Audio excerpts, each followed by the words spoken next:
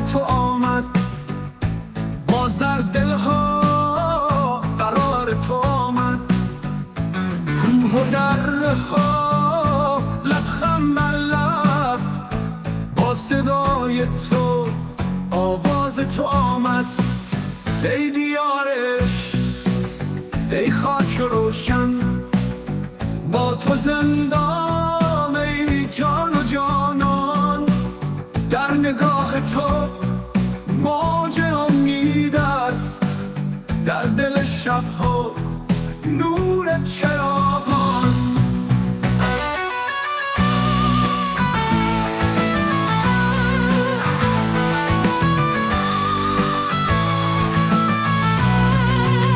با تو میمانم تا روز فردا، تا که خورشیدت تابان بماند.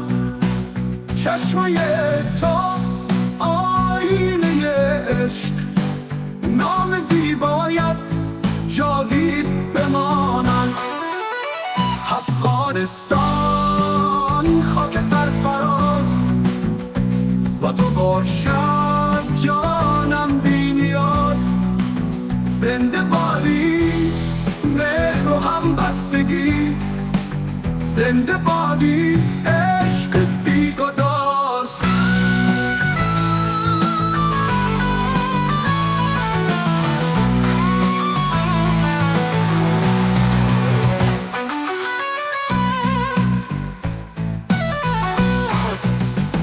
ای دیارش ای خاک روشن، با تو زندان ای جان و جانان.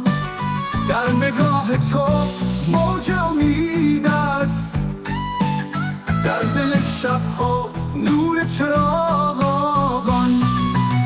با تو میمانم تا روز فردا، تا که خورشیدت تابان بماند.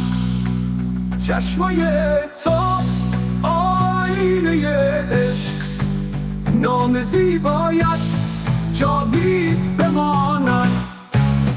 افغانستان خاک سرفراز، با تو باشد جانم بی نیاز.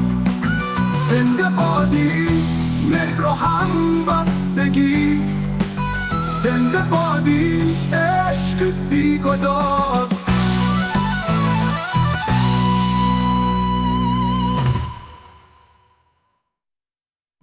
ای دیارش ای خاک روشن، با تو زندان ای جان و جانان. در نگاه تو موج امید است، در دل شبها نور چراغان. با تو میمانم تا روز فردا، تا که خورشیدت تابان بماند. چشمای تو آینه عشق، نام زیبایت جاوید بماند.